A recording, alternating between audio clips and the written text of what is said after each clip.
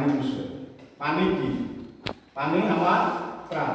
পানি আমাৰ প্ৰাণ। পানি নহলে আমি কি কৰিব লাগে? জীয়াই থাকিব নোৱাৰো। পাৰো জানো? গতিকে পানি আমি কি পানি খাব লাগে? পানি কি পানি খাব লাগে? বিশুদ্ধ পানি খাব লাগে।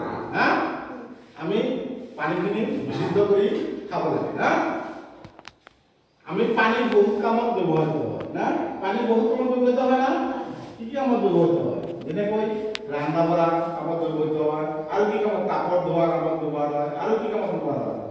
হা, আৰু কি কামত ব্যৱহাৰ হয়? খোৱা, হা, ৰন্ধা বঢ়া কৰা, হা, গছ গছনিত পানী দিব লাগে না নাই?